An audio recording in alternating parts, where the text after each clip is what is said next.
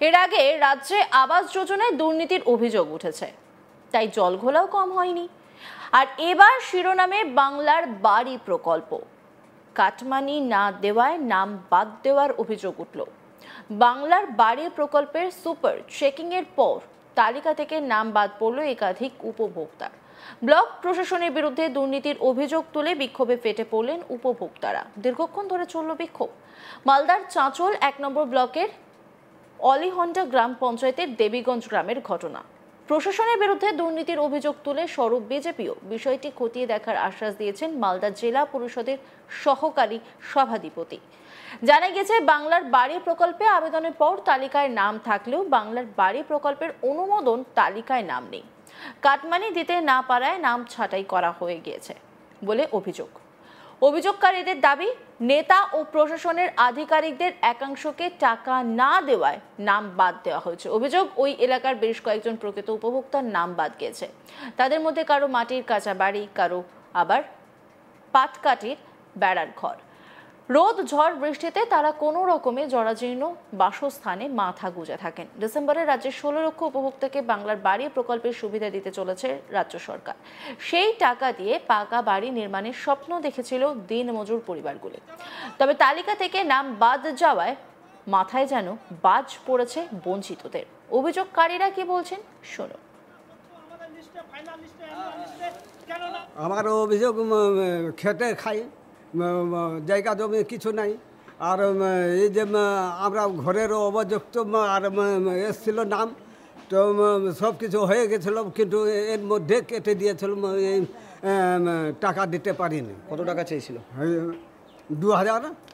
আচ্ছা, ২,০০০ টাকা হবে না, আমি দিব, কোনো কিছু নাই। বুড়া বুড়ি থাকছি এখানে, কোনো ব্যাপার নেই। আচ্ছা, টাকা দিতে পারেননি কি নামটা কাটা গেল? হ্যাঁ, টাকা দিতে পারিনি, নামটা কাটা গেল। তো ঘরটা কি আপনার প্রয়োজন? হ্যাঁ, প্রয়োজন। দেখেন না, সব কিছু আছে কাগজে। এখানে কি থাকেন আপনি? হ্যাঁ, এখানে সব কিছু লাগা আছে। কি করেন আপনি পেশায়? হ্যাঁ, পেশায় কি করেন? ওই মজুরি করি, মজুরিও করে, তারপরে এগুলো ছাগল টাগল এগুলো করেছি, আর কিছু নেই, খাটতে পারছে না। এই এখন চললাম মাঠের দিকে, দেখেন আবাসটা। আমার অভিযোগ হচ্ছে যে আমার বাড়ির লিস্টে নাম ছিল, আমার আইডি নাম্বারও আছে। এই দেখেন আমার আইডি নাম্বার আমার এখানে মোবাইলে আছে। আচ্ছা, হ্যাঁ, আইডি নাম্বার আমার এই হচ্ছে আমার আইডি নাম্বার দিয়ে গেছে সব কিছু। বিডিও সাহেবরা বলে গেছে ঠিক আছে, আপনার ফাইনাল লিস্টে নাম চলে আসবে, আপনার বাড়ি হয়ে যাবে। আমার বাড়ির সব ছবি তুলে নিয়েছে, কিন্তু ফাইনাল লিস্টে আমার নাম আসেনি কেন? এখানে নিশ্চয়ই একটা বড় সড়ো টাকার খেল চলছে। যারা হয়তো পয়সা খাওয়াইছে ওদেরই নাম এসছে, আর আমাদের কাছে পয়সা চেয়েছিল, ঠিক আছে, যেহেতু আমরা খাওয়াতে পারিনি বলে আমার নাম আসেনি। কত টাকা করে চেয়েছিল? ২০,০০০ টাকা করে চেয়েছিল। কোথা থেকে টাকাটা চাওয়া হয়েছে? টাকাটা চেয়েছিল ব্লক থেকে। ব্লক ডিপার্টমেন্টে যে আছে, ব্লক আধিকারিক যে আছে, ব্লক আধিকারিকের দাদা আমাকে ফোন করেছিল। ওর দাদা ফোন করেছিল, বলেছিল যে টাকা দিলে কাজ হবে, আর না দিলে হয়তো ডিপার্টমেন্টে ওই আছে, সব দায়িত্বে ওই আছে, ওই বলবে ব্লক ডিপার্টমেন্টেই। তো আমি বলছি আমি টাকা দিতে পারবো না, যেহেতু আমরা একটা কর্মী, আমরা খাটি, আমরা সবসময় সময় দিই পার্টিকে। আমরা কর্মী হয়ে যদি আমাদের কাছে টাকা চাই, তাহলে সাধারণ মানুষের কি হবে? তাহলে সাধারণ মানুষের কাছে কত টাকা নিয়েছে? যে টাকা খাবে, দুর্নীতির বিরুদ্ধে আমরা কোনো সময় কাউকে সাপোর্ট করি না। যে দুর্নীতি করুক, যে দলেরই করুক, ওকে আমরা সাপোর্ট করি না, আর ওকে আমরা কোনো আশ্রয় দিই না। এই বিষয়ে চাঁচলের মহকুমা শাসক ঋত্বিক হাজরা অভিযোগ খতিয়ে দেখার আশ্বাস দিয়েছেন। এদিকে এই বিষয়ে ইতিমধ্যে শুরু হয়েছে রাজনৈতিক চর্চা। মালদা উত্তরে বিজেপির সাধারণ সম্পাদক অভিষেক সিংহানিয়া বলেন, তৃণমূল মাতনি কাটমানিখোর, তারা টাকা না পেলে কোনো কাজ করে না, এটাই তার প্রমাণ। তাই চাঁচলের মানুষ এদিন বিক্ষোভ দেখিয়েছে, এটা কখনো মেনে নেওয়া যায় না। অভিষেক সিংহানিয়া বিজেপি নেতা, তিনি কি বলছেন শুনুন।